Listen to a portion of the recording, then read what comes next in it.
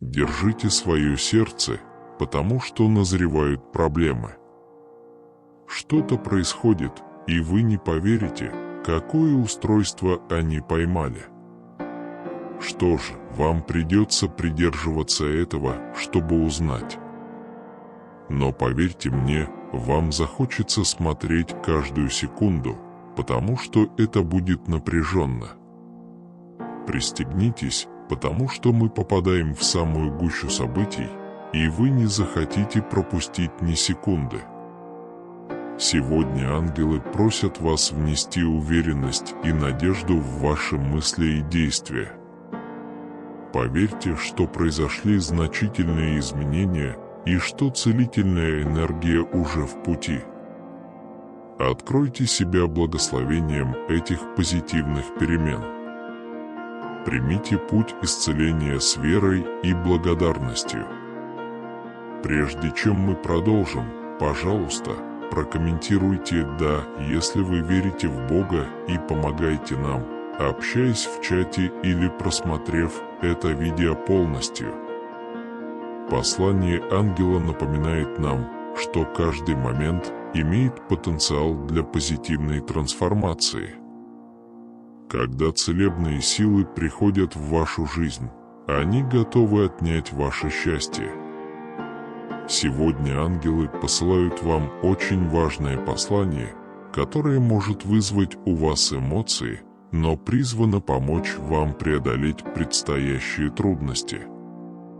Небесные существа знают, что кто-то в вашей жизни задумал злонамеренный план, чтобы лишить вас счастья. Люди питают обиду, зловещее чувство, которое заставляет их желать, чтобы вы потерпели неудачу. У них болит сердце, когда они видят вас счастливыми, и их злобное намерение – заставить вас плакать.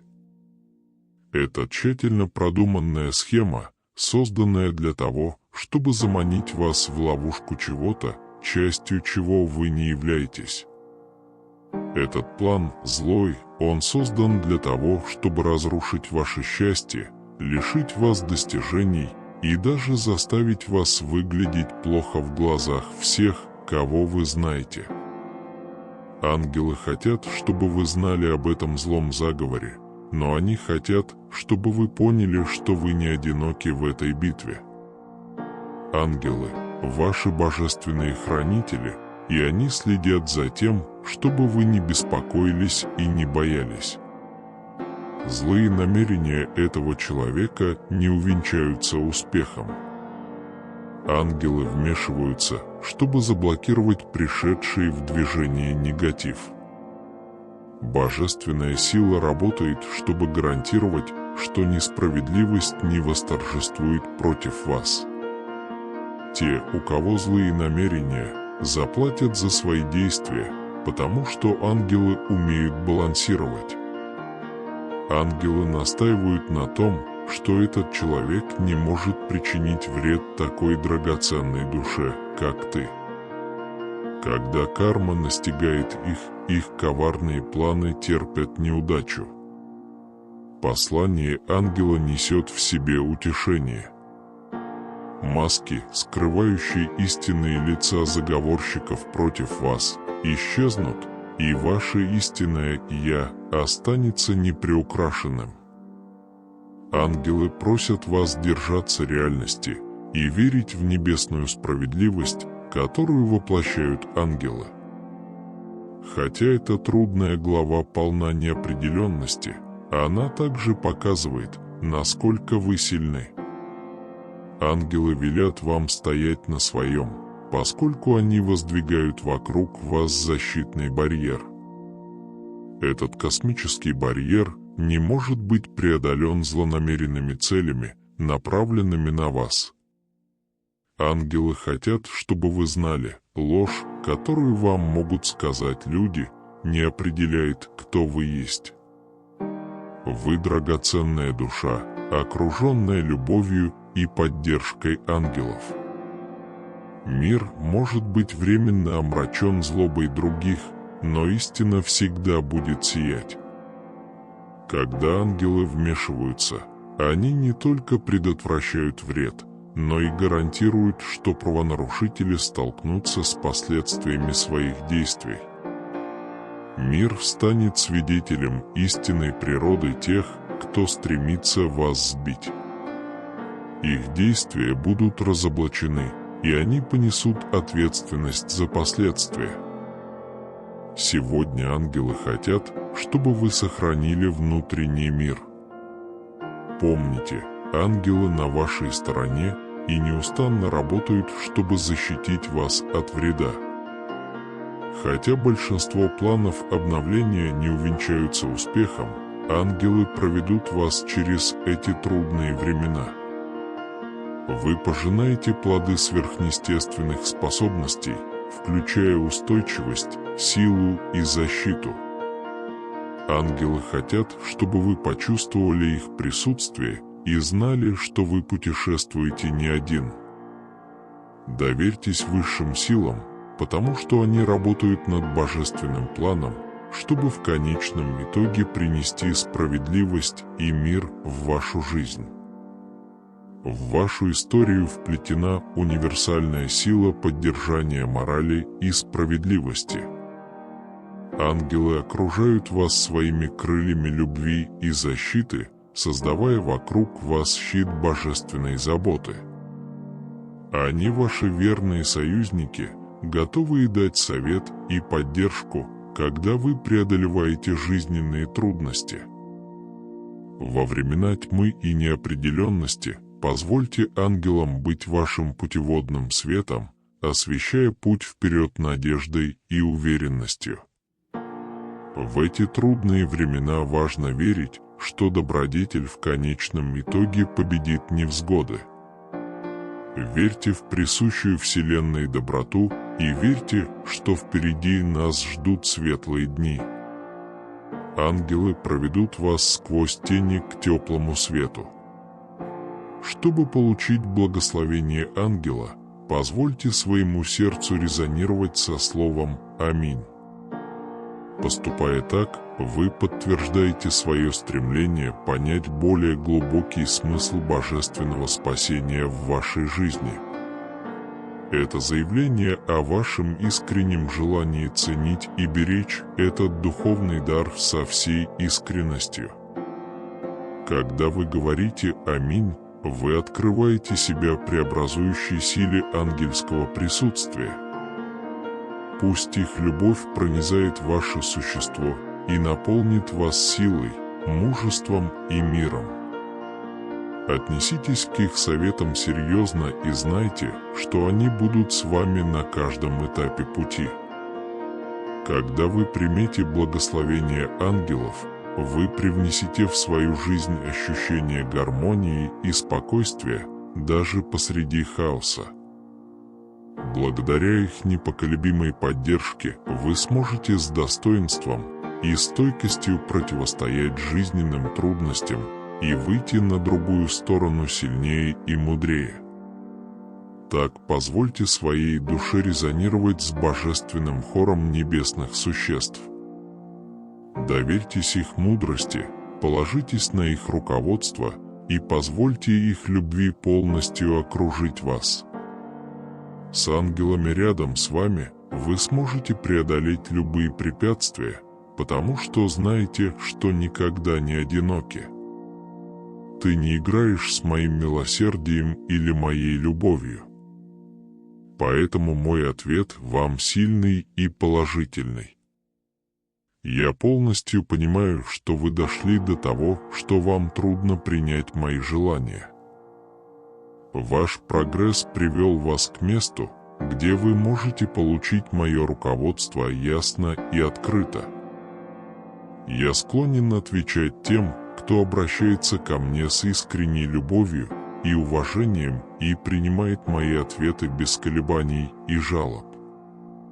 Когда я с радостью принимаю вашу просьбу, ваша благодарность ясна и искренна. Мне доставляет огромную радость видеть вашу благодарность за полученные вами благословения. Однако в некоторых случаях мне нравится предложить вам что-то другое или даже лучшее, чем то, о чем вы просили. На этом этапе ваша благодарность выходит за рамки простой благодарности и означает более глубокое признание моего божественного знания и видения. Ваша преданность моему замыслу, ваша уверенность в моем плане – это просто нечто экстраординарное. Однако бывают случаи, когда мне придется отклонить вашу просьбу по причинам, выходящим за пределы вашего непосредственного понимания. Даже в этой ситуации я удивлен вашей реакцией. Однако именно через эти испытания и разочарования ваша вера по-настоящему проверяется и укрепляется. Ваше стойкое доверие ко мне, даже перед лицом отчаяния, является свидетельством вашего глубокого духовного роста. Знай, что мои мотивы всегда коренятся в любви и сострадании к тебе. Я вижу более широкую картину, сложную картину вашей жизни и неустанно работаю, чтобы сплести воедино нити вашей судьбы. Доверьтесь моей божественной мудрости, потому что я знаю, что для вас лучше, как бы это ни было. Это не соответствует вашему нынешнему желанию. В каждом взаимодействии, удовлетворяю ли я вашу просьбу, предлагаю что-то лучшее или отклоняю вашу просьбу, моя любовь к вам остается непоколебимой. Рассматривайте каждый опыт как возможность для роста и просветления, зная, что я всегда направляю вас к вашему высшему благу. Однако ты знаешь, что я люблю тебя и всегда буду заботиться о твоих интересах, поэтому в твоей душе такое прекрасное чувство покоя. Итак, сохраняйте спокойствие. Вы больше не тот тревожный и противоречивый человек, которым были раньше. Читая мое слово, молясь и открыто делясь со мной своими сокровенными мыслями и чувствами, вы увидите разницу в себе. Для этого я с тобой, сын мой. Ты мой ребенок, мы тоже друзья, я держу тебя за руку, когда мы идем, и обнимаю тебя, когда дует ветер. Мы расправляем крылья, как орлы, и взлетаем в то прекрасное место. Это место, где вы можете восстановить свои силы и мечты, место, где вы можете отдохнуть и набраться терпения и зрелости, побеждать и побеждать. Мне очень приятно, когда ты приходишь, разговариваешь со мной и слушаешь меня. Вы изменились и не верите тому, что слышите. Ваше понимание растет, и это наполняет меня радостью. У меня есть так много удивительных вещей, которыми я могу поделиться с вами. Много чудес, чтобы показать вам. Если вы поверите мне сейчас, произойдут невероятные чудеса. Желаете вам больше молиться, узнавать больше о моих учениях и исследовать им с любовью и верой. Вы получите обильные благословения, любовь и защиту. Ты будешь по-настоящему счастлив, этого я тебе желаю. Я дорожу вами, если тебе что-нибудь понадобится, спроси меня. Я могу связаться с вами, отвечая на ваши вопросы и слушая каждое мое слово. Пожалуйста, поймите мое руководство и сосредоточьте свои мысли. Я выбрал тебя прежде, чем ты узнал, кто я. Когда я впервые связался с вами, меня не было сложно или невозможно найти. Просто позвони мне. Отвечу после прослушивания. Но будьте готовы к тому, что я приготовил для вас. Вы будете поражены тем, что я приготовил для вас, и полным масштабом моей цели. Я буду благословлять тебя бесконечно. Однако я прошу вас довериться мне и перестать недооценивать свою ценность и говорить о себе плохо. Хотя были моменты сомнений. В своем сердце вы можете чувствовать, что отклонились от пути праведности из-за испытаний, препятствий и боли, которые вы пережили. А теперь я обращаюсь к вам со смиренной просьбой. В этот момент, среди приливов и отливов жизненных испытаний, я прошу вас не позволять отвлекающим факторам поколебать вашу веру и доверие ко мне. Понятно, что в хаосе жизни могут возникнуть сомнения, и путешествие может показаться неопределенным. Однако ваша вера и убеждения наиболее важны в эти трудные времена. Я прошу вас иметь непоколебимую веру в то, что я всегда с вами, направляя вас с любовью и состраданием. Не позволяйте проблемам, с которыми вы сталкиваетесь, затуманить ваше видение или сбить вас с пути. Вместо этого пусть они станут возможностями для роста и духовного пробуждения. Примите учения, которые они приносят, и поверьте, что они в конечном итоге приведут вас к вашему высшему благу. Доверьтесь мне всей своей верой и всем сердцем, зная, что я составляю божественный план для вашей жизни. Доверьтесь моей мудрости, ведь я вижу сложную картину вашей судьбы и знаю, что для вас лучше, даже если путь вперед может показаться неясным. Когда вы отдаете себя мне, вы открываете дверь к безграничным возможностям и благословениям, превосходящим ваши самые смелые мечты. Освободите себя от сомнений и неуверенности и позвольте свету веры осветить ваш путь. Знайте, что вы никогда не одиноки в своем путешествии.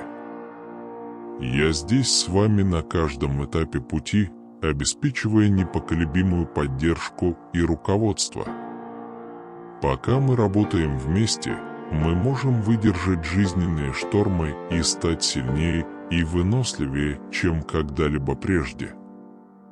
Поэтому в этот момент, во время больших испытаний и неопределенности, я прошу вашего доверия и веры. Верь в мою любовь к тебе и поверь, что я приведу тебя к светлому завтра.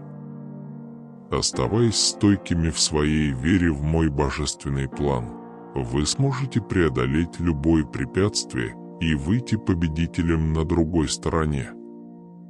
Несмотря на все, что вам пришлось пережить, вы не одиноки, ибо я всегда защищал вас, поддерживал и направлял моей божественной рукой. Представьте, что вы идете в густом тумане, ваше зрение ограничено, и каждый шаг – это акт веры. Это больше похоже на наше хождение с Богом, путешествие через неизведанное, полагающееся только на Его руководство, а не на наше ограниченное понимание. Сегодня я собираюсь поделиться с вами некоторыми замечательными мыслями о том, как ходить верой, а не видением или эмоциями. Я присоединюсь к вам в мощной молитве во имя могущественного Иисуса, поэтому, пожалуйста, досмотрите до конца и откройте свое сердце, чтобы получить благословение этой молитвы. Друзья мои, в этом мире мы часто полагаемся на то, что видим и чувствуем. Однако давайте примем мудрость Евреям 11:1, которая гласит: «Вера есть подтверждение ожидаемого». Мы должны верить в Божий план, даже если он находится за пределами нашего понимания или видимого горизонта. Независимо от того, как изменятся наши обстоятельства и чувства, давайте продолжать верить. ходе совместного путешествия мы изучим 7 ключевых идей, которые помогут нам идти по этому пути веры. Эти идеи углубят наше доверие к Господу и помогут нам согласовать наши шаги с Его божественной волей. Номер 1. Ходите верой, а не эмоциями. Жизнь часто подбрасывает нам американские горки эмоций, понимаешь? Но наши эмоции могут сбивать с толку и уводить нас от Божьего плана. История Илии в 3 царств 19 дает мощный урок по этому поводу. После своей великой победы на горе Кармил угроза Иезавели привела Илию в отчаяние и страх. Несмотря на то, что он только что стал свидетелем силы Божьей, эмоции момента взяли верх над его верой. Это напоминание о том, что даже самые сильные из нас могут быть ранены, если слишком полагаться на свои эмоциональные реакции. Друзья мои, во времена эмоциональных потрясений давайте держаться истины, содержащейся в Псалме 56:3, который гласит: «Когда бы я ни боялся, я уповаю на Тебя». Обратная связь также рассматривается. Она учит нас, что нашу веру не следует поколебать из-за смены эмоций. Скорее, мы призваны основывать нашу веру и решение на непоколебимой любви Бога, а не на временном шепоте наших эмоций. Хождение верой, а не эмоциями, требует от нас развития глубокого понимания и зависимости от Святого Духа. Это означает, что в моменты страха, беспокойства или даже непреодолимой радости мы время от времени связываем эти чувства со Словом Божьим. Речь идет о понимании того, что эмоции являются частью нашего человеческого опыта, но они не должны быть компасом. Наши решения и вера в Божьи обещания помогают нам преодолевать жизненные трудности. Итак, когда мы сталкиваемся с этими проблемами, давайте искать мудрости и руководства Святого Духа. Мы должны научиться распознавать, когда наши эмоции сбивают нас с пути, твердо стоять в своей вере, слушать голос Святого Духа и обращаться к молитве и Библии за истиной. Когда наши эмоции угрожают подавить нашу веру, давайте вспомним Илию и научимся смотреть за пределы наших непосредственных чувств и доверять вечному плану Бога и вечной любви. Друзья мои, давайте стремиться ходить с верой, основанной на истине Слова Божьего, не поддаваясь мимолетной и часто обманчивой природе наших эмоций. Поступая так, мы обретаем стабильность и ясность, заключенные в любви и мудрости нашего Небесного Отца. Второе. Доверяйте Божьему времени, а не своему собственному. Понятие времени часто сбивает нас с толку. Мы живем в мире, который вращается вокруг графиков, сроков и мгновенного удовлетворения. Быстрый темп жизни иногда может сделать добродетель терпения забытой реликвией. Однако в сфере веры время приобретает иное измерение. Когда мы рассматриваем историю Ноя, мы видим человека, который работал во времена Бога, а не в традиционное время. Ной построил ковчег с безоблачным небом, и его вера не заключалась в том, что он видел или понимал. В этом контексте глубоко находит отклик Исаия 55:8. «Мои мысли не ваши мысли, и ваши пути не пути мои, говорит Господь». Этот стих говорит не только о возвышенных мыслях Бога, но и о Его идеальном времени. Стойкая приверженность Ноя решению, казалось бы, абсурдной задачи преподает нам ценный урок, об истинной природе непоколебимой веры. Наше путешествие часто омрачается нашим нетерпением и недостатком веры в Божье время. Мы хотим, чтобы все произошло сейчас, и забываем, что Божий график всегда идеален, даже если по нашим меркам он кажется отложенным. Довериться Божьему выбору времени значит принять время ожидания. Это предполагает понимание того, что наши непосредственные желания могут не совпадать с окончательным замыслом Бога для нас. Такое ожидание не является пассивным, это позитивное и верное ожидание. Речь идет о подготовке наших сердец, воспитании нашей веры и неизменной преданности Божьему пути, даже когда горизонт кажется далеким. Верность Ноя в ожидании, построившего ковчег среди сомнений и насмешек, является свидетельством силы веры в Божье время. Итак, ориентируясь по жизни, давайте постараемся воплотить непоколебимую веру Ноя, когда нам приходится принимать большие и малые решения. Давайте остановимся и подумаем о Божьем времени. Это изменение точки зрения не напрасно, речь идет о согласовании наших действий с божественным графиком Бога. Во времена нетерпения и неуверенности давайте вспомним Ноев ковчег, символ доверия и послушания Божьему идеальному сроку, который ведет к более глубокому пониманию нашей веры. Третье. Подчините личные амбиции божественной воле.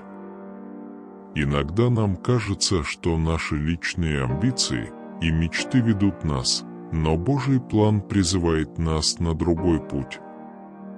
История Ионы ясно иллюстрирует эту борьбу. Иону вызывают в Ниневию, но он поначалу избегает этой задачи, поскольку она противоречит его личным желаниям и предрассудкам. Его путешествие, включающее необычайный опыт в чреве гигантской рыбы, символизирует внутренний конфликт, с которым мы сталкиваемся, когда наши планы сталкиваются с планами Бога. Когда мы думаем об истории Ионы, мы вспоминаем притчи 19 часов 21 минута, много замыслов в сердце человека, но совет Господень состоится. Амбиции, несмотря на первоначальное сопротивление Ионы, его окончательное решение повиноваться Богу демонстрирует важность подчинения наших планов Богу, полагая, что Его планы не только другие, но и лучшие. Подчинение воле Бога часто означает выход из зоны комфорта и столкновение лицом к лицу с нашими глубочайшими страхами и предрассудками. Для Ионы путешествие в Ниневию было не только физическим путешествием, но и духовным преображением.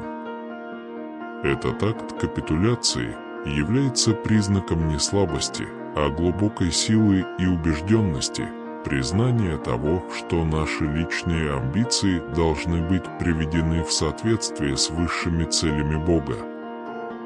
Итак, в нашей жизни, когда мы обнаруживаем, что наши амбиции противоречат Божьему призванию, давайте помнить о путешествии Ионы. Оно требует самоанализа и перестройки, напоминая нам, что наша конечная цель – не преследовать наши амбиции, а привести их в соответствие с божественным планом Бога. Сдаться не значит отказаться от своей мечты. Это означает, что Бог написал для нас так, чтобы соответствовать более широкому повествованию. Четвертое. Побеждайте сомнения Божьей уверенностью. Сомнения – естественная часть нашего пути веры. Они бросают вызов нашим убеждениям и, если обращаться с ними разумно, могут привести к духовному росту. История Томаса, которую часто называют «сомневающийся Фома», открывает уникальную перспективу. После воскресения Иисуса Фома боролся с сомнениями и не мог поверить, не увидев Иисуса собственными глазами. Его история отражает наши моменты сомнений, когда мы ищем осязаемые доказательства существования и плана Бога. В этот момент слова Иисуса, обращенные к Фоме, вызывают глубокий отклик. В Иоанна 20 часов 29 минут записаны его слова: «Блаженны невидевшие и верующие». Этот стих не просто упрек сомнениям, но приглашение к глубокой вере, которая доверяет Божьему плану, даже если он не очевиден. Последнее исповедание веры Фомы после встречи с Иисусом напоминает нам, что, когда мы отдаем свои сомнения Богу, это может привести к большей уверенности в Его планах для нас. Чтобы преодолеть сомнения, необходимо сознательно развивать веру и доверие к Богу. Это включает в себя поиск Его через Его Слово, молитву и общение верующих. История Фомы учит нас, что иметь вопросы или неуверенность – это нормально, но мы не должны позволять им отдалять нас от Бога. Вместо этого нам следует привести их к Нему и позволить Его истине вести нас и успокаивать, когда мы сталкиваемся с сомнениями. Пусть нас ободрит путь Фомы от сомнения к вере. Давайте примем наши сомнения и будем рассматривать их не как препятствия, а как ступеньки к более глубокому пониманию и вере в Божий план. Когда мы ищем ответы, давайте будем открыты для того, как Бог открывает свою волю и цель для нашей жизни. Принятие трансформации под руководством Бога часто является ключевым аспектом соответствия Его плану. Одним из наиболее ярких примеров является обращение Савла в Павла. Савл начинал как гонитель христиан, но полностью обратился в веру по дороге в Дамаск. Это была не только перемена в сердце, но и полная трансформация его жизненных целей. Направляемое рукой Бога обращение Павла, как его стали называть, было отмечено полным подчинением воле Божией. Как он сказал в Галатам 2 часа 20 минут: «Я сораспался Христу, и уже не я живу, но живет во мне Христос». Позвольте себе и Богу изменить нашу личность и цель в соответствии с Его божественной волей. Принятие трансформации под руководством Бога требует смирения и готовности отпустить наши старые пути. Для Павла это означало отказ от своих прежних убеждений и обычаев и полное принятие учения Христа. Этот переход может быть непростым, поскольку он часто требует от нас вступления на незнакомую территорию и принятия нового образа мышления и жизни. Итак, стремясь соответствовать Божьему плану, давайте будем открыты преобразующей работе, которую Он хочет совершить в нас.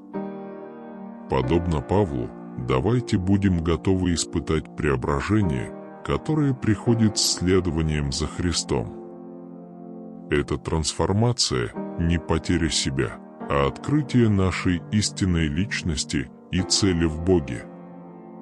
Это путь от того, кем мы являемся, к тому, кем Бог хочет, чтобы мы были. Сохранение своей веры, несмотря на трудности, часто сопряжено с трудностями и испытаниями. Эти моменты проверяют нашу настойчивость и приверженность Божьему плану. История пророка Осии является ярким примером стойкой веры перед лицом невзгод. Осия был призван жениться на неверной женщине Гомери как символ любви Бога к неверному Израилю. Этот трудный путь не отражение личных неудач, а глубокая иллюстрация непоколебимой преданности и любви Бога. Жизнь Осии напоминает нам Иакова 1 час 12 минут, где говорится: «Блажен человек, переносящий искушение, ибо он выдержал испытание, которое Господь обещал любящим его». В стихе подчеркивается добродетель настойчивости.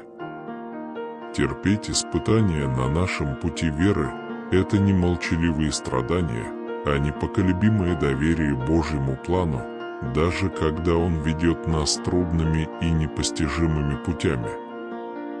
Чтобы оставаться верными своей вере, нам необходимо выйти за рамки наших текущих проблем и сосредоточиться на более великой цели, которую Бог приготовил для нас. Твердая преданность Осии Богу, несмотря на боль и унижение, была мощным свидетельством силы, исходящей от божественной уверенности. Речь идет о понимании того, что наши испытания – это не просто препятствия, а возможности расти и глубже доверять Богу. Столкнувшись с собственными трудностями, давайте черпать вдохновение из настойчивости Осии. Давайте помнить, что наши испытания временны, но уроки и сила, которые мы получаем от них, имеют вечное значение. В трудные времена будем держаться обетования венца жизни, сохраним веру и упование на непоколебимую любовь и план Божий. Ходить верой, а не видением, было прекрасно продемонстрировано в жизни Авраама. Авраам был призван покинуть свой дом и отправиться в неизвестную землю, и его путешествие было наполнено верой в Божьи обещания, даже когда эти обещания казались далекими и недостижимыми. Несмотря на преклонный возраст, он и Сара все еще верили в Божьи обещания о сыне и были готовы пожертвовать своим обещанным сыном Исааком, доверяя Божьему плану, превосходящему его понимание. Жизнь Авраама перекликается со 2 Коринфянам 5:7. «Мы ходим верою, а не видением». Готовность Авраама шагнуть в неизведанное и довериться Слову Божьему является ярким примером хождения верой. Это понимание Божьего плана за пределами нашего понимания и доверие Его мудрости и водительству.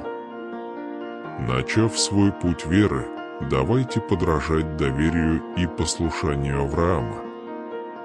Давайте уверенно следовать Божьим обещаниям, зная, что Он будет верен в исполнении своего слова. В моменты неопределенности давайте придерживаться этой истины. Божий план всегда направлен на наше благо и Его славу. Давайте ходить верой, а не видением, доверяя воле и всевластию любящего Бога. Подайте нам сильный пример.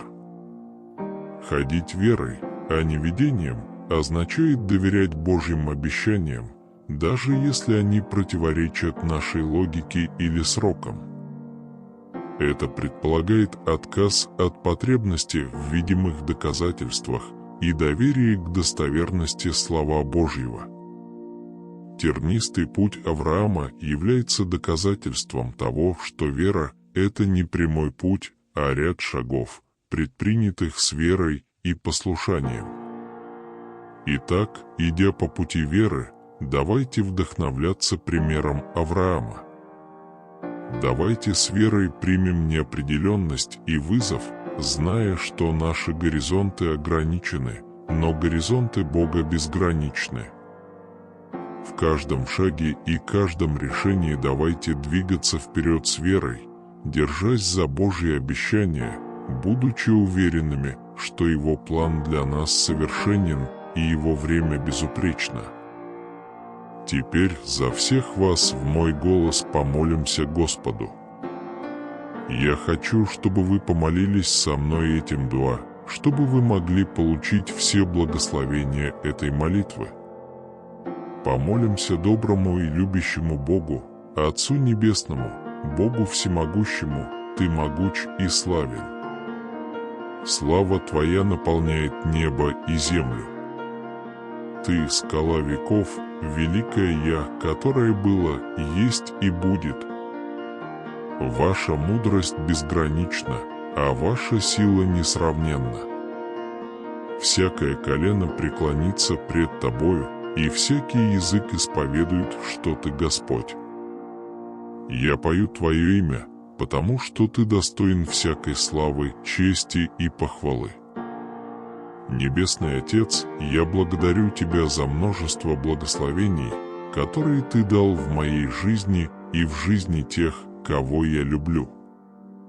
Благодарю Тебя за Твою бесконечную любовь, бесконечное милосердие и милостивую доброту ко мне каждое утро. Твоя верность — мой щит и щит. Спасибо за то, что Вы были моим проводником, утешителем и твердой надеждой в неспокойные времена. Господи, прости меня за времена, когда я полагался на свой разум, за времена, когда моя вера колебалась и я действовал видением. Прошу у Тебя прощения и очищаю свое сердце от всех проступков. Я также прощаю тех, кто обидел меня, и отпускаю всю обиду и боль. Потому что в прощении заключена свобода и мир. Могучим именем Иисуса я заявляю, что хожу верой, а не видением. Я запрещаю всякому духу сомнения, страха и замешательства. Я заблокирую любое влияние, которое противоречит Вашей воле на мою жизнь, и буду стремиться к мудрости, ясности и проницательности. Господь, я верю в Твое надежное обеспечение. Ты мой кормилец, и я твердо держусь Твоего обещания восполнить все мои нужды согласно Твоему богатству и славе во Христе Иисусе. Дай мне в этот день хлеб мой насущный и благословение мое насущное. Небесный Отец, я молюсь, чтобы Ты протянул свою исцеляющую руку, чтобы коснуться меня и моих близких, принеся восстановление и целостность во все сферы нашей жизни, которые нуждаются в Твоем божественном исцелении. Я молюсь против каждой атаки врага, будь то против нашего здоровья, нашего разума или нашего духа. Господи, защити нас от всякого зла и сохрани под сенью Своих крыл. Избавь нас от всякого зла и отведи нас от искушения. Господь, я прошу Тебя благословить мою жизнь и жизнь тех, кого я люблю. Молясь вместе со всеми, кто меня слушает, я благодарен за каждое сердце, которое открывается перед Вами сейчас. Мы едины в своем стремлении следовать Вашему плану и нашим жизненным целям. Господь, проведи нас через жизненные испытания и решения. Помогите нам принять Твою волю, устранить наши сомнения и найти радость и удовлетворение в Твоем божественном плане. Господь, пожалуйста, излей на нас свой дух, чтобы мы могли наполниться мужеством и силой противостоять всему, что нас ждет впереди. Давайте верить в Твои обещания, как Авраам, даже если они кажутся далекими. Помоги нам выстоять в наших испытаниях, зная, что Ты очищаешь нас для великой цели. Пусть наша жизнь станет свидетельством Вашей верности и любви. Во имя Иисуса мы заявляем, что ходим верой, а не видением или эмоциями. Мы утверждаем, что все работает на нас, а не против нас. Никакое оружие, направленное против нас, не принесет успеха. Да исполнится воля Твоя в нашей жизни, как и на небесах, ибо Твое есть царство, сила и слава во веки веков. Господи, спасибо, что услышал наши молитвы. Во имя могущественного Иисуса я молюсь. Аминь. Вы когда-нибудь чувствовали тишину утреннего мира, безмятежность дня, полного возможностей?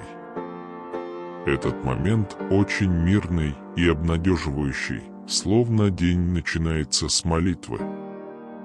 Как только утренний свет начинает покрывать небо, рассеивая тьму, Бог освещает наш путь, ведет нас через то, что ждет впереди, и начинает наш день. Молитва — это не просто слово, которое мы произносим в качестве первого действия за день. Речь идет о связи с нашим Создателем. Во-первых, мы должны посвятить Ему свое время, мысли и сердце. Сегодня мы углубимся в то, что значит сделать молитву первым действием нашего дня, как эта простая, но глубокая практика может повлиять на ход нашего дня, повлиять на наше настроение и сформировать наше взаимодействие с другими людьми. Когда мы начинаем свой день с молитвы, мы заявляем Богу: «Ты – самая важная часть моего дня». Это упражнение, которое не просто укрепляет силу. Наша вера также обогащает нашу повседневную жизнь, принося в нее мир, радость и цель. Начинать разговор с Богом каждое утро – это больше, чем просто ритуал. Это спасательный круг, который привязывает наши души к уверенности в Его любви и обещаниях. Оно создает прецедент на весь оставшийся день, предоставляя видение, которое находится в гармонии с волей Бога и наполнено надеждой. Утренняя молитва – это больше, чем просто рутина. Это акт веры в то, что Бог слышит нас, заботится о нас и активно участвует в нашей жизни.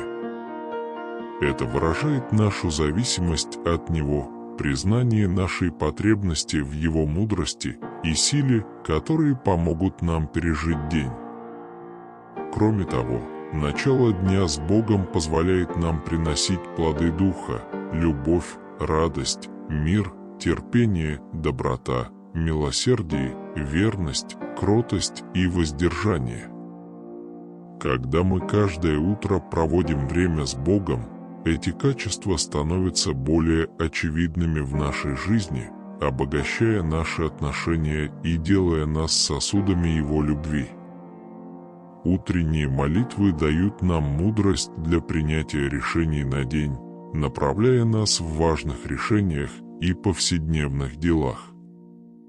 Оно задает темп общения с Богом, которое может длиться в течение всего дня, превращая обыденные моменты в возможности ощутить Его присутствие и работу в нашей жизни.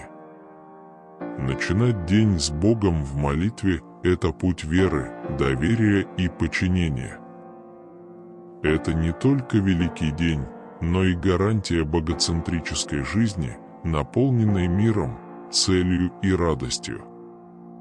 Давайте молиться первым делом каждый день, приглашая Бога быть с нами каждое мгновение и позволяя Его воле формировать нашу жизнь. Утренняя молитва напоминает нам, что истинный мир обретается в присутствии Бога. Итак, давайте ценить наши первые дни с Богом и позволим Его миру наполнить нас и течь через нас. Пусть Он будет путеводным светом на протяжении всего нашего дня, напоминая нам о вездесущей и неизменной любви Бога. Поступая так, мы не только обогащаем нашу собственную жизнь, мы распространяем этот мир на окружающих, создавая волны Божьей любви в мире, который отчаянно нуждается в Его мире. Начало дня с утренней молитвы не только погружает нас в мир, но и дает нам доступ к силе, которая нам не принадлежит. Эта сила, данная нам Всевышним, является свидетельством нашей способности начинать свой день с божественного общения. Это сила, которая превосходит физические возможности и развивает нашу внутреннюю устойчивость, чтобы мы могли смело и решительно решать жизненные проблемы. Эта божественная сила является обещанием Бога, данным им, о чем ясно сказано в Исаии 40:31. А надеющиеся на Господа обновятся в силе, уставшие, они идут и не падают в обморок. Утренняя молитва – это ожидание нашего Господа, чтобы предложить Ему первые плоды дня, а в ответ Он обновляет наши силы, и мы можем парить над испытаниями и невзгодами жизни.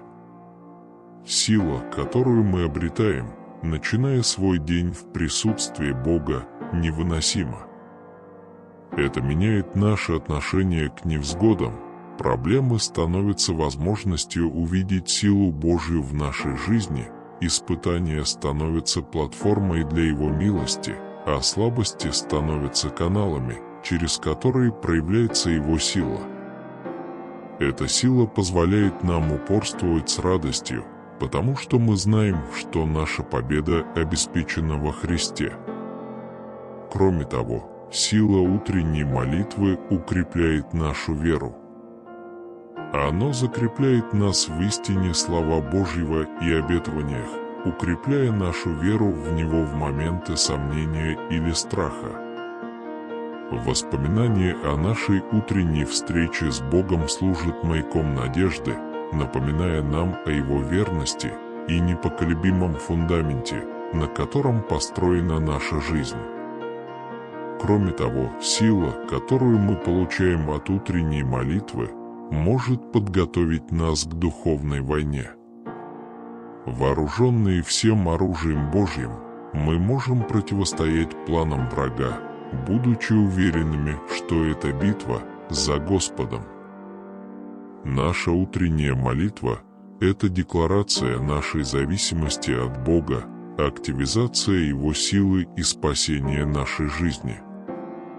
Короче говоря, сила, которую мы получаем от ежедневного контакта с Богом, многогранна и затрагивает все сферы нашей жизни. Эта сила хвалится не своей собственной силой, а силой того, кто обещает быть нашим прибежищем и силой, всегда присутствующим, чтобы помочь в беде.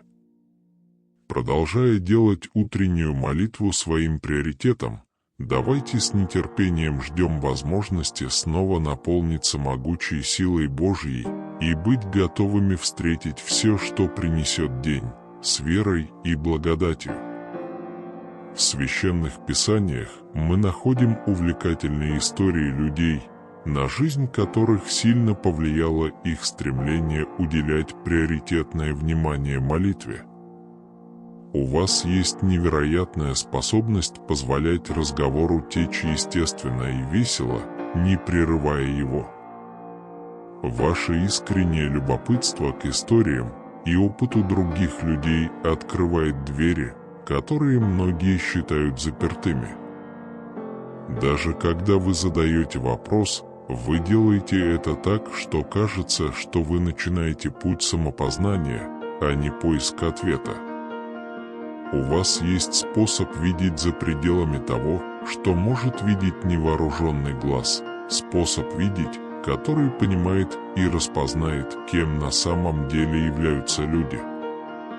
Неудивительно, что этот человек чувствует такую сильную связь с вами.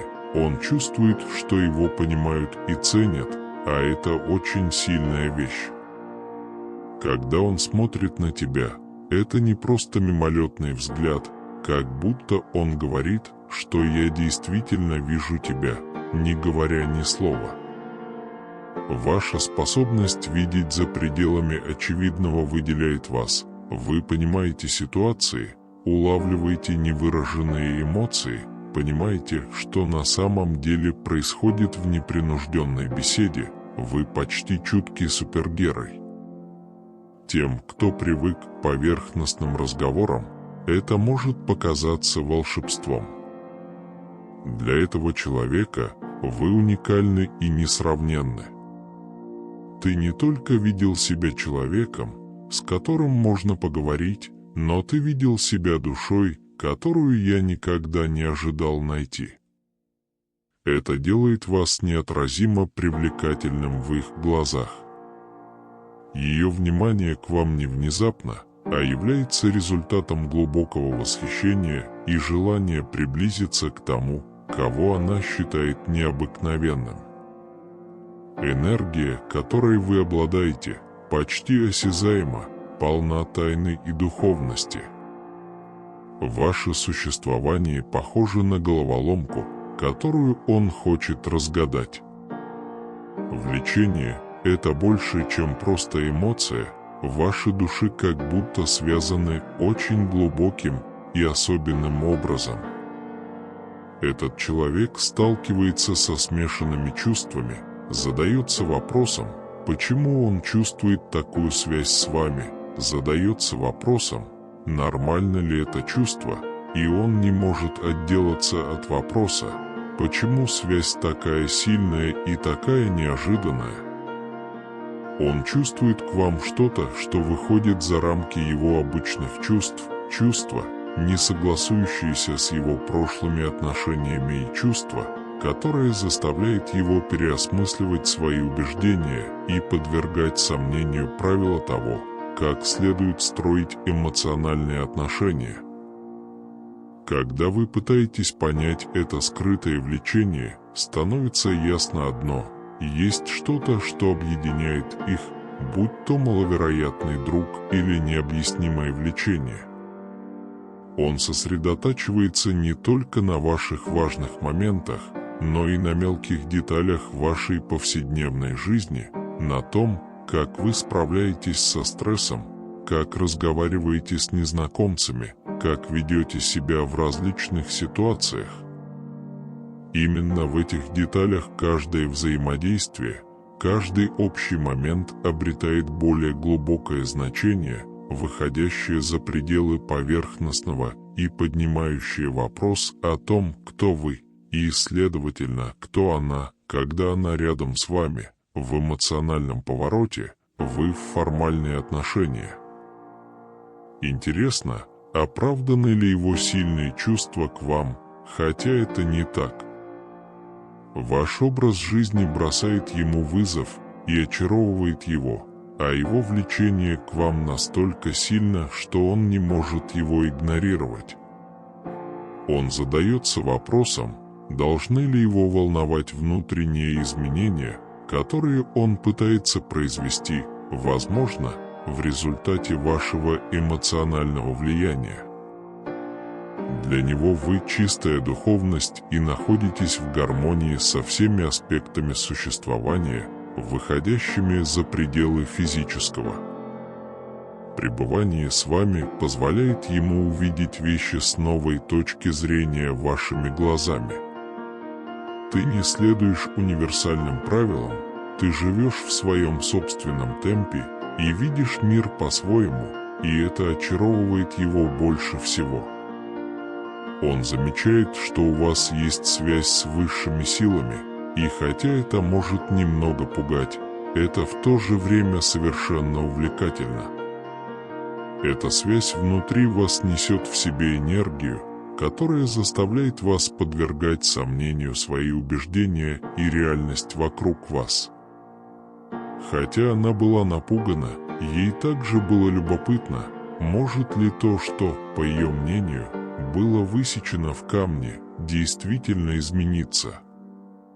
Эта трансформация, вызванная вашим присутствием, новый способ понимания мира и своего места в нем. Вы стали важной частью глубокой трансформации в его жизни, и ваш простой образ жизни находит отклик в его душе и трогает его так, как он даже не мог себе представить.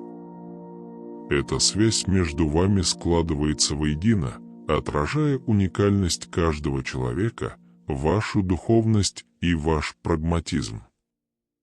То, что он чувствует к вам, это больше, чем просто влечение, Это словно невидимая связь, связывающая вас вместе. Эта связь заставила его почувствовать, что варианты по сути не важны. Не только за то, кто ты есть, но и за то, с кем у меня может быть особая связь. Он хочет, чтобы вы поняли, что, несмотря на ваши различия, то, как они вас видят, никогда не было проблемой. Скорее, эти различия между вами могут стать причиной возникновения влечения. Эти чувства ясны и настойчивы, и вы должны быть там сейчас. Это становится потребностью, вызванной духовными знаками, которые, кажется, приходят к вам. В вашем случае вы, возможно, не заметили появляющиеся снова и снова серии цифр, свидетельствующие о том, что вашей второй половинке суждено встретиться, и, возможно, вы освобождаете для него место в своей жизни. Даже если вы не до конца понимаете, почему вы делаете то, что делаете, существует сила, которая удерживает вас вместе и укрепляет идею о том, что вы двое дополняете друг друга. Это постоянно меняющиеся отношения, в которых ваша подлинность вдохновляет и меняет окружающих.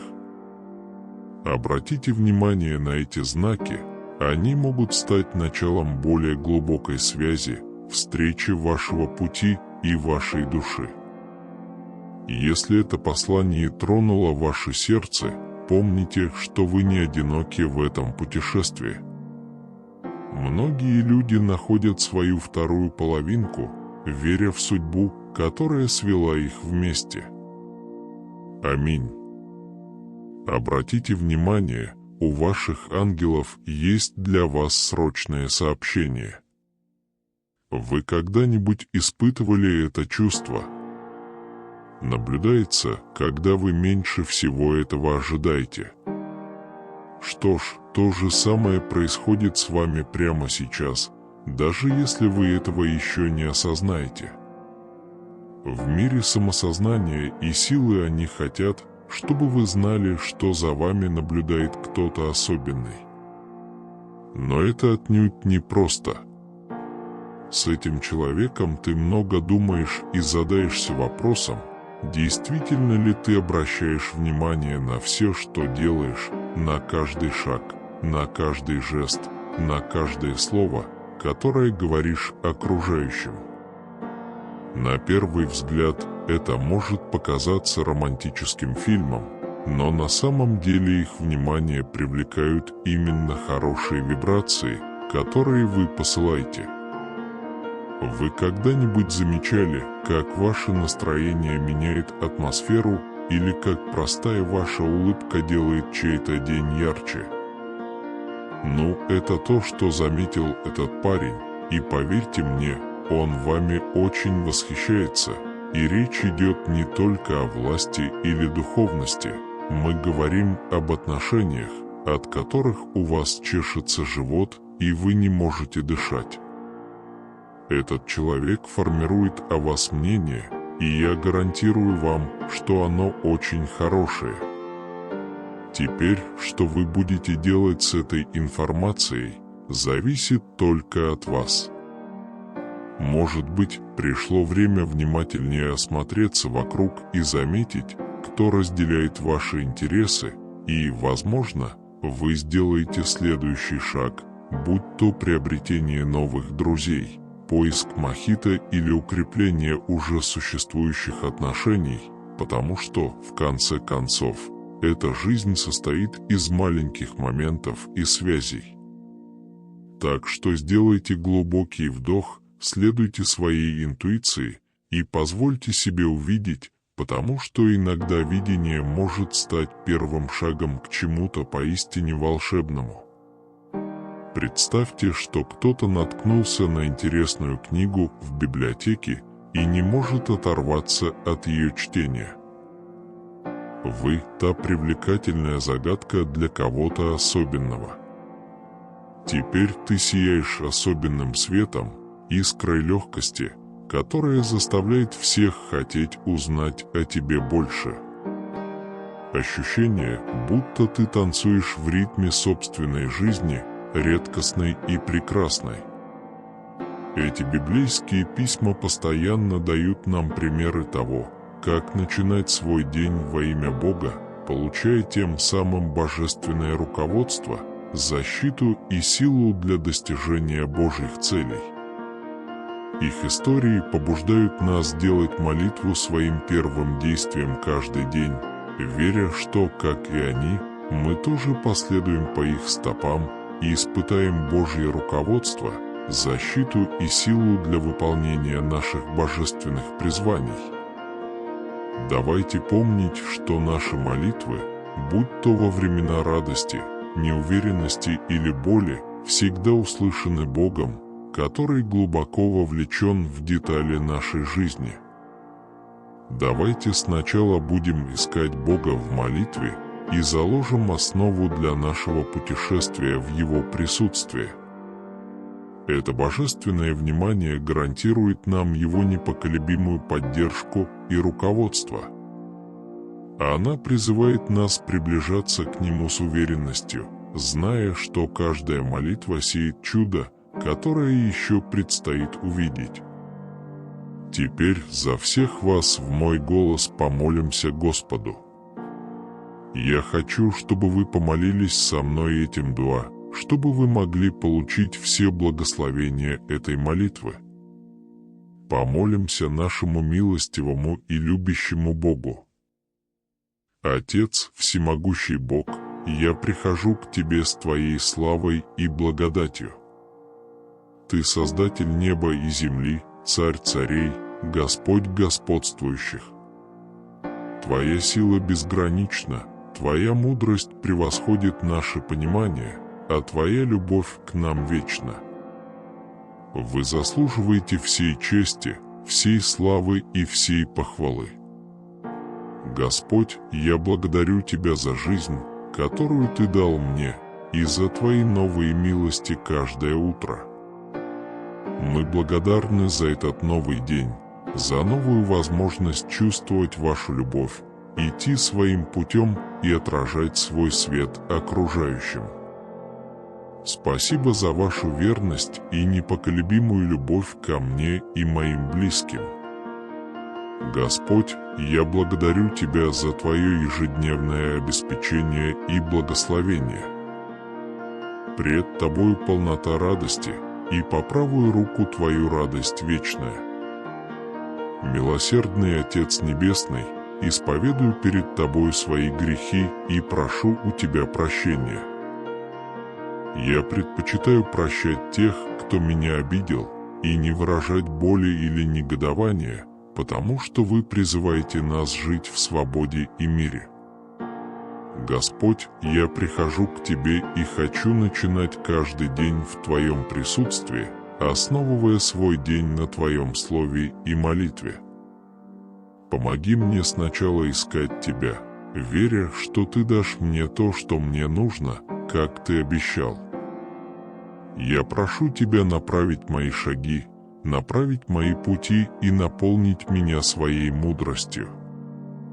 Во имя Иисуса я заявляю, что ни одно оружие, направленное против меня, не будет успешным. Я запрещаю и связываю каждый план врага, который разрушает мой мир, крадет мою радость или отвлекает меня от моей цели.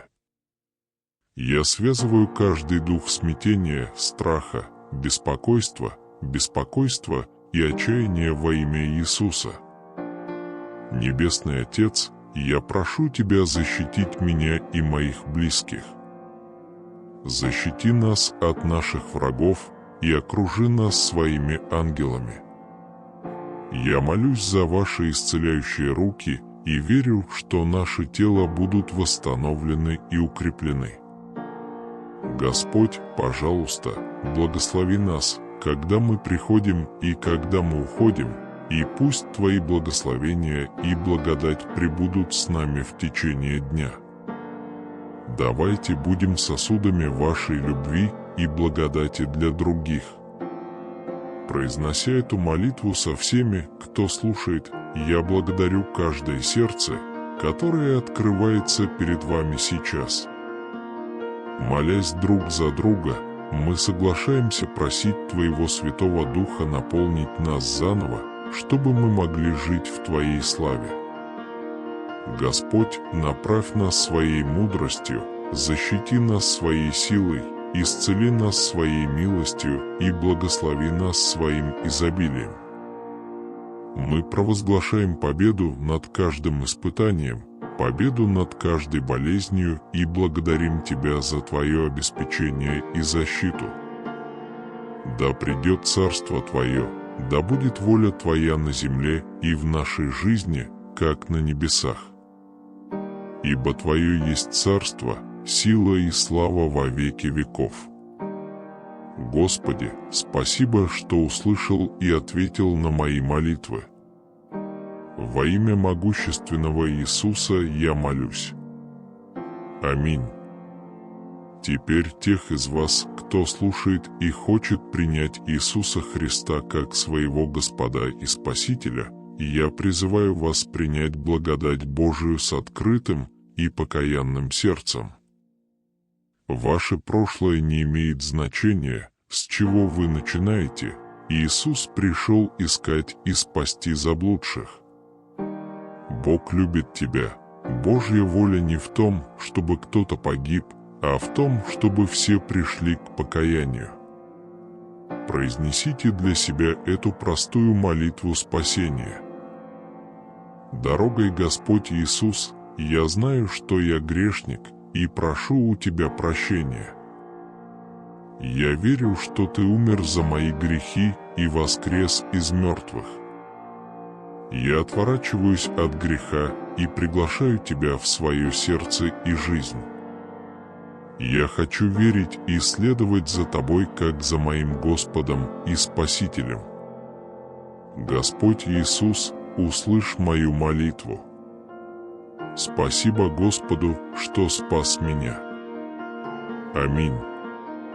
Теперь, когда вы произнесли эту молитву, вы можете попросить священника крестить вас в вашей поместной церкви. Примите это решение публично. Крещение символизирует решение следовать за Иисусом. Затем я призываю вас общаться с другими верующими, узнавать больше о своей новой жизни и узнавать больше о Боге. Пожалуйста, оставляйте свои молитвенные просьбы в области комментариев, чтобы мы могли представить ваши молитвенные просьбы перед Богом и попросить ваших благословений и победы. Дополнительно приглашаем других верующих на платформу YouTube. В великом повествовании Священного Писания мы встречаем Бога, чье присутствие освещает рассвет каждого дня божественным руководством, защитой и силой. Через жизни почитаемых личностей, от Авраама до Моисея, мы являемся свидетелями преобразующей силы тех дней, когда началось общение со Всемогущим. Их истории эхом отражаются в аналах времени, призывая нас подражать их непоколебимой приверженности в молитве как краеугольному камню нашего пути, непоколебимому обязательству верить в то, что Бог, знающий сложности нашей жизни, услышит наши мольбы. Когда эхо горячей молитвы затихло, божественный призыв зазвучал в сердцах собравшихся. Он призывает нас преклонить колени перед престолом благодати, молиться своим голосом и отдать свои надежды, страхи и желания Богу. В симфонии молитвы мы признаем суверенитет нашего Небесного Отца, чья власть простирается на небо и землю, чья мудрость превосходит смертное понимание и чья любовь не знает границ.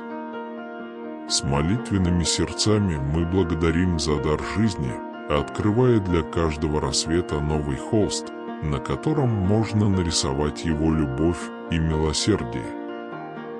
В этот священный момент мы сталкиваемся со своей человечностью, обнажая свои недостатки перед всезнающим взором Бога. Мы просим прощения за наши обиды в духе раскаяния, помня увещание распространять полученную нами благодать на других. Это божественное общение, оставление тяжкой вины и принятие искупительного прощения, открывающее путь к общению с Богом.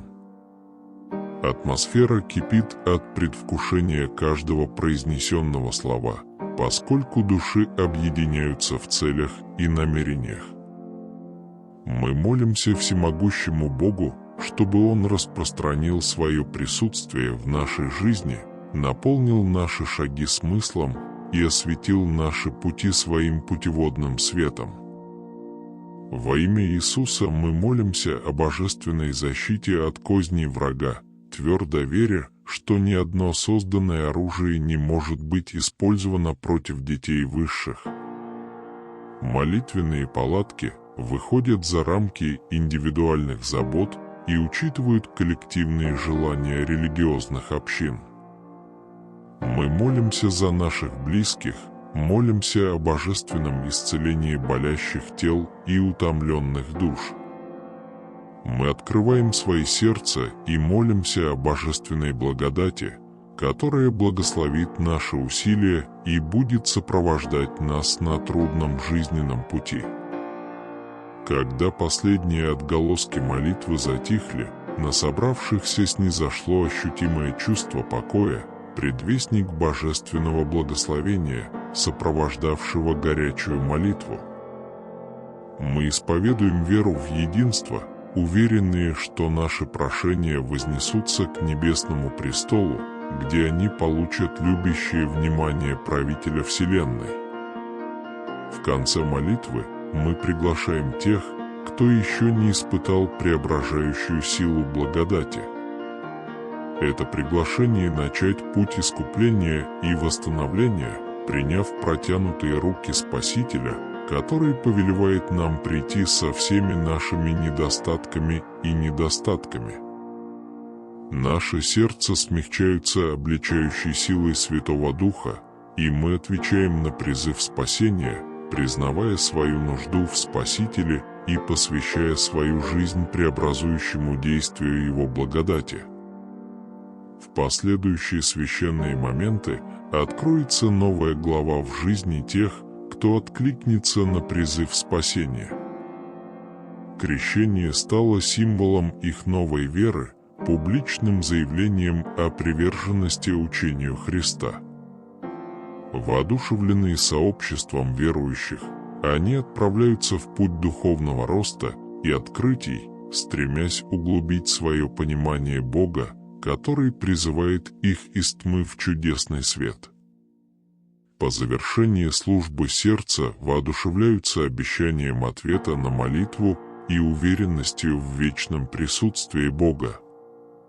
Верующие отправляются в путь с новой энергией и смело сталкиваются с предстоящими трудностями, подкрепленные знанием того, что они не одиноки. Когда они рассеялись по 4 углам земли, их голоса соединились в хвале и благодарении, а эхо их молитв разнеслось сквозь вечность, свидетельствуя о неприходящей силе веры и бесконечной любви христианского Бога. Мы приглашаем вас со всего мира присоединиться к нам и начать молиться за вас прямо сейчас. Мы хотим сообщить вам, что даже если вы не видите ответа на свою молитвенную просьбу, это не значит, что вы не получили молитву. Будьте уверены, что мы активно обращаемся к Богу с просьбами, соответствующими Его воле.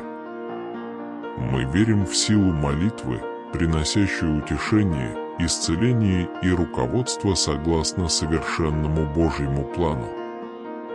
Вся слава Богу! Да пребудет со всеми вами благодать и мир Господа нашего Иисуса Христа.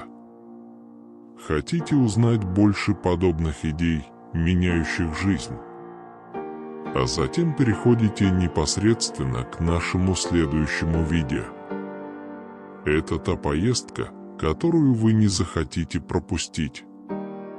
Нажмите на видео и давайте вместе воспримем универсальные знания.